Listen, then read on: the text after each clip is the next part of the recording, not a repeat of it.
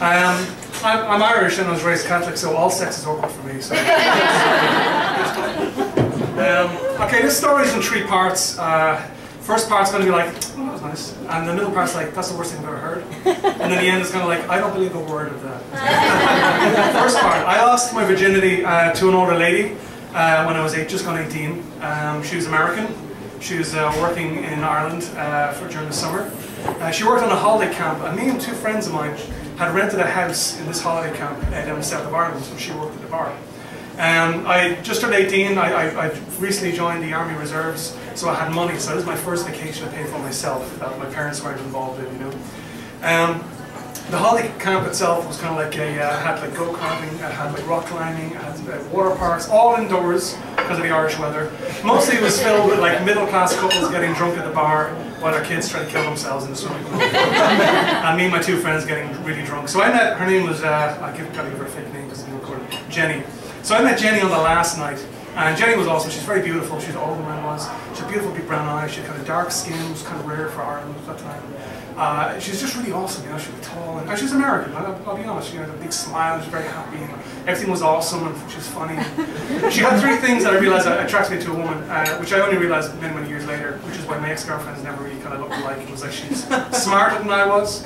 She was funny, and is very sexually a funny woman. You know. And she had a weird flaw. And I'm particular for crooked teeth. I think for crooked teeth, like Patricia Arquette, I think it's pretty cool crooked snaggletooth there. Michelle Forbes has got a weird crooked eyebrow. The lead singer from Shirley Manson from Garbage kind of got a whole weird thing going on there. So sexy. She's funny and she's smart.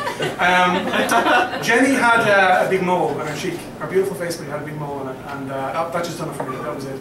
So I think I had a lot of confidence because I just joined the Army Reserves, and I invited her back to the house I was renting in, and she walked back with me, and we both knew it was going to happen. I wish I had that confidence now. I'm 38. I'm not confident at all about anything really. We went back to the house, we started kissing, and we had sex. I'm not going to describe it for 2 reasons. It was awesome, and it's for me only. Second of all, it was, I don't really remember a lot of it. I wasn't drunk, it was just, I was 20 years ago, I'm 38 now, you know. So the only way I can describe it, like she kind of took control, it flowed very easily. She was an older lady, she knew what she wanted, what she was doing. I was willing, you know, hello, naked woman, of course. The only way I can describe the sex was, it was like dancing with somebody who can dance when you can't. That's the only way I can do it. So if you think back at a wedding when you dance with your aunt and she's swinging your around, it's kind of like that, but sexual. So anyway, it's a long story, I got to jump ahead. So the next morning I woke up and there's a bronze tanned leg across me and this beautiful woman, and I was like, fucking yes, you know, I'm a man, you know. We lay in bed for about an hour just talking, and it was really kind of awesome. It was the first time in my life I ever actually talked to a human being as myself. I mean, I spent plenty of time in bars pretending to like football or listening to Oasis lyrics and going, oh yeah, totally, you know. I was talking to like this girl Jenny about photography and journaling and writing, big into writing and stuff. I mean, I'm a musician, but I've always loved writing, and I'm obviously not very good because I'm not published, but I always had journals. And she's like, oh man, when I was your age, I used to keep journals. And I remember one time I hid under my bed, and my mother was making my bed, she found a journal, she read it out herself, and I got in so much trouble, and we just had this wonderful conversation, you know. So eventually we left, and she went back to work, and I got the bus back to Dublin, and she moved back to America, and I stayed in Ireland, and that was it. That was the last of Jenny. For about 6 months we kept writing letters back and forth. I don't know how this happened, but we kind of became pen pals. It was really weird. And I would love getting these letters with the American stamp on it, with the eagle and stuff, and huge letters, you know. And she'd write 2 pages to me, I'd write 4 pages back, she'd write 6 pages back, and just as the letters kept getting bigger. And this was before the internet, so I was really learning a lot about America without going to Google, you know. This is the kind of unfunny, kind of poignant part. I'll get to the horrific sex. Nobody's been eating. So that was that anyway, and then eventually after about 6 months I wrote her, I says, I don't want to write these letters anymore. I met a girl called Karen on my last day in school, and she's my girlfriend now, and she's like, I wish you all the best, and that was it. And I never heard from Jenny ever again. I don't know, that was like 20 years ago. Never heard from her, never seen her again. But it was a wonderful experience, nothing get too serious. All my friends had like sex in the back of their dad's car or on a golf course or the back of a dumpster outside Super Value's supermarket, you know, drunk, you know, or on drugs. I had sex with a woman in a bed that I paid for myself, you know. I was like, man, it was like a really great experience, you know. I went down and bought myself a fucking moped because that's what you do. Like driving around Dublin, I sound like a bumblebee, like I'm a kazoo, good driving for a drink. So, Karen, another fake name, gotta be careful, don't mention name. Karen, because you can Google these people now. She was very sexual, she was very beautiful. She had long blonde hair and blue eyes and very huge boobs, which I'm not really a boob person, but all my friends noticed that a lot. Like, yeah, so, geez, Karen's got huge boobs. I'm like, oh, I'm kind of behind the boobs. She's a nice person. She was very aggressive with sex and stuff, and I had this one thing, I had this experience that I kind of was a bit cheesy, but I wanted her to have a good first time as well, you know, but we could never have sex because our parents are always in the house. And they had one room down the back of the house, which we called the glass room, very 50 Shades of Grey, but not as good. Where our mother kept glassware. And it was a glass table, chairs with glass backs, glass cabinets full with glass and glass chandelier. No dimmer switch, just an on light. And we'd sit at the glass table with our hands on each other's pants, getting ourselves off. You know, it's like, not romantic whatsoever. She was getting very frustrated with this. And on a side note, and this is pure male ego thing, we ended up going to the same college, coincidentally. All the other guys, like she was a lot more pretty than I was handsome. I'm a little bit handsome. She was very, very pretty, like, you know. And okay, I'm sort of handsome. There's no reaction there. Give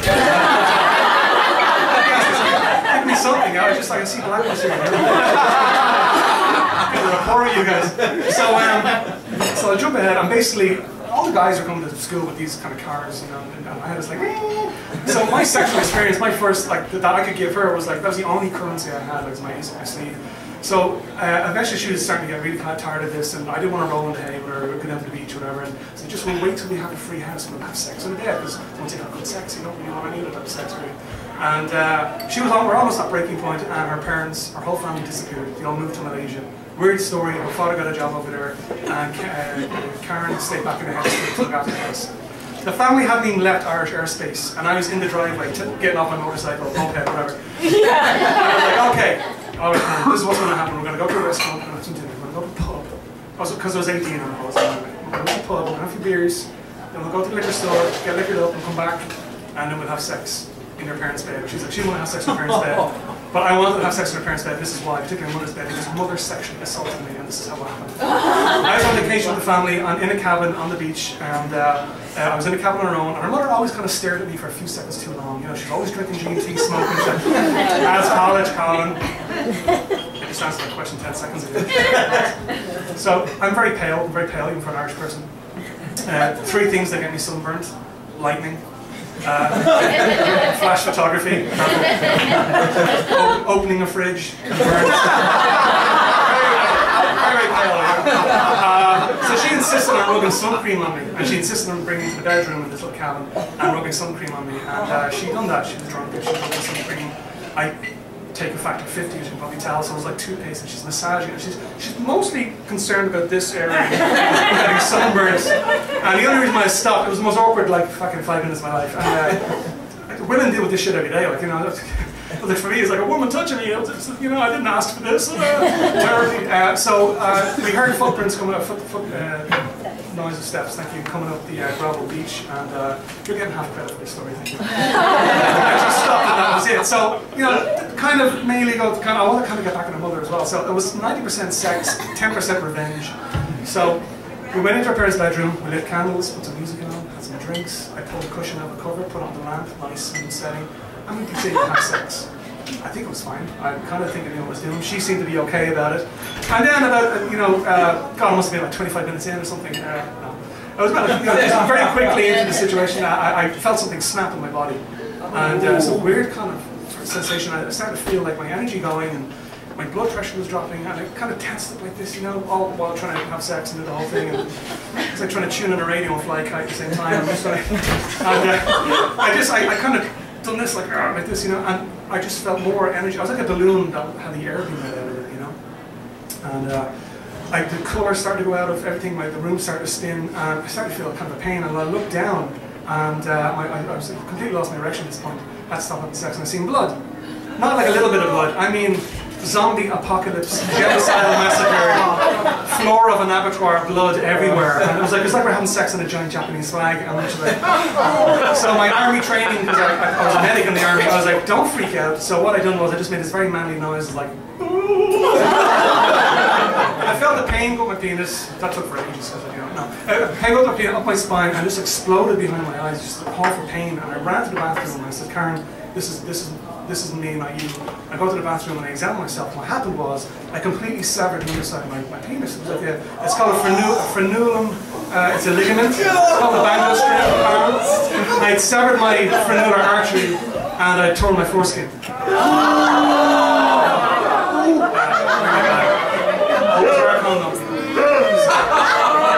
My wife to this day is like, why can't you have sex with me like that? Long story, but I get into it. So I'm examining myself and I'm in so much pain, and Karen walks into the shower and she's crying, she's blood in her honor. Shower turns orange with the blood, and I'm like, it's me, it's not you, trust me. And here's the thing with Irish men do not go to the doctor. We just drop dead at 50. So instead of calling an ambulance, I start going through my big giant Nokia phone the size of this thing, like looking at all the male friends I have. Oh, I'll just ring another dude and see, has that ever happened to anyone? Don't call the ambulance, I'll be fine. It was like, this is a man problem. So I went through all my friends, So I went through all my friends and I was like, no. Most of them hadn't even had sex. And I got to my dad's number at the very end. I'm like, and I was not close to my father at all. So I call him and he's like, what do you want? And I explained to him, and it's this huge silence, and then this fucking laughter. Hilarious. He goes, what the fuck are you doing to that woman? Like, I was like, I don't know. So it turns out, there's a thing in the family called phimosis. It's a genetic condition that happens to penises in all the Dempsey tribe. I was not told about this, and that's a big window of my childhood. I wasn't told anything. Raised Catholic, sex, everything, all that. Just fucking wing it. That's why my dad is circumcised and most of my cousins, you know. No one ever told me this. I honestly don't think my parents thought I was having sex, you know. I was a very good goody two-shoes and stuff in the army. I was like, so he goes, just go to bed, you're going to survive, go to the doctor tomorrow, you're fine. So we kind of blew out the candles, turned the music off, kind of flipped over our giant Japanese flag bed, and we slept in the next room on separate beds. She slept in her bed, and I slept in my bed. The best night's sleep I ever had. I was like, oh my god. And woke up the next morning, went to the doctor. I go to the doctor, I go in, and he's like, alright, show me, and I told him what happened, and he's like, yeah, that's got to come off. We gotta fix this, you know. So he sends me to a urologist. Goes to a urologist. She lies me on the bed, and she's like, yeah, that's got to come off. We gotta fix this, you know. We gotta get you in. Like this Friday, we gotta get you in to get this sorted out. Like so, that Friday I go in on the moped into the board. Not so manly this time. Not so manly. But in my mind, like the worst has happened. How worse could this get? I get dressed. Yeah, no. Almost there. Almost. You're the worst thing, really. The blood end. So I get prepped for the operation. I have my gown on. I'm on the bed, and they wheel me in, and I'm really nervous. And she gives me an injection. And she says, this will make you feel like you've had a couple of gin and tonics. And immediately I'm back in the cat and getting a massage. That's the worst thing you can say. I wake up later that day, and like a circumcision, it's not like a breast or, you know, a kill. Like, this is a big operation. That's no reference to penis size, by the way. But it's a kind of an ordeal, you know? I wish it was. So I wake up later that day, and I just have this cage over my crotch. Like this. Like, this is all because I wanted to make a woman happy. And I was like, oh my god. And I'm just like, well, it couldn't get any worse. And then, you know, the nurse comes over and gives me tea and toast, which is an Irish thing that you can ask me. And I said, listen, I need to go to the bathroom. So they send over this kind of very bullish woman, and she's like, what's wrong? I said, I had to go to pee. I had to go to pee. So she pulls back this cage, and it's just bandages, and she's unwrapping all the bandages, and she's like, bedpan. And I see my penis, and I swear to God, it's like 4 times the size, swollen up, 25 stitches in it. It looks like a Christmas ham. But that's never going to be right ever again. I mean, that's it, I'm finished, I'm done, you know?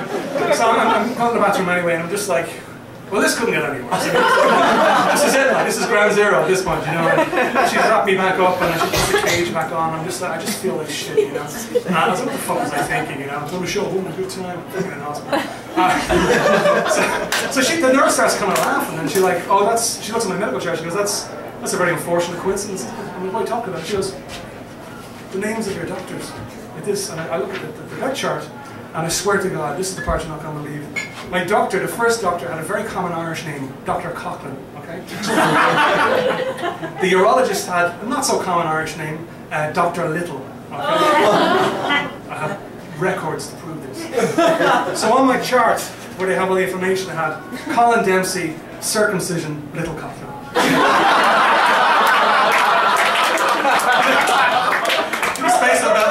whole hospital knew about this. The person who pushed me in the wheelchair knew about it. The cab driver who brought me home, because I had to call my mother to pick me up because I couldn't drive my fucking motorcycle. They all knew about it, and the whole thing was a laughing matter. And you know, at the end of the day, just to wrap this up, it was like, I did want to make a sexual experience memorable for that girl, and I did, but unfortunately myself and everyone in the entire hospital. Thank you very much.